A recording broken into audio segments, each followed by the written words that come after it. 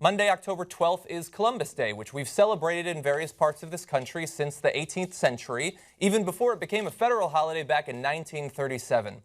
And that's probably long enough, because when you find out the actual facts of what Christopher Columbus did when he got to America, you're going to see that it's one of the darkest chapters in America's history. Columbus initiated the transatlantic slave trade in early February 1494, first sending several dozen enslaved Tainos, these are the native people of the island that he landed on, to Spain. Columbus described those he enslaved as well-made and of good intelligence. He ordered 1,600 of them rounded up and had 550 of the best males and females, according to one witness, Michel de Cuneo, chained and sent as slaves to Spain. Of the rest who were left, that person writes, the announcement went around that whoever wanted them could take as many as he pleased, and this was done. But the fundamental facts, as you pointed out, he did not discover America. First of all, other Europeans had already been to America at that point, and as you point out, well over 100 million native people had already been living there. They had discovered it first, actually. They did not think that the world was flat at that point. They had not thought that for over 1,000 years, so he was not brave in being willing to go over the edge of the world. And he did not go on a mission of exploration at all. It was a commercial enterprise and a religious enterprise to find gold and to find slaves and to convert them where possible.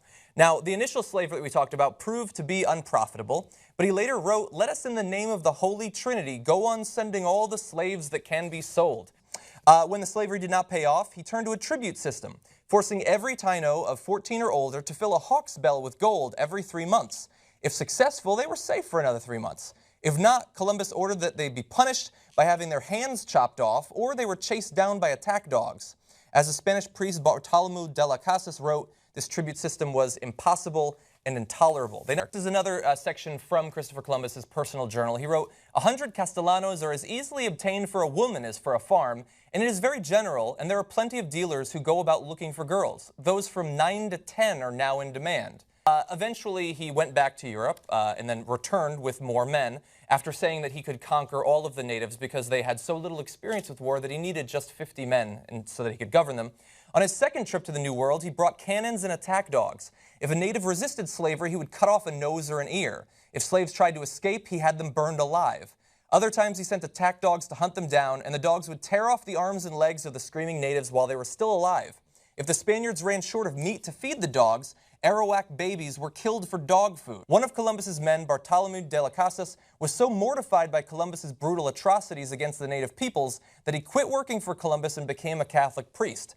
In a single day, he was an eyewitness as the Spanish soldiers dismembered, beheaded, and raped 3,000 native people.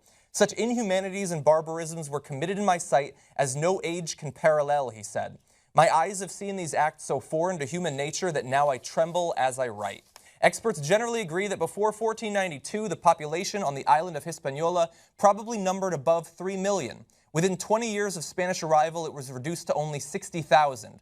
Within 50 years, not a single original native inhabitant could be found.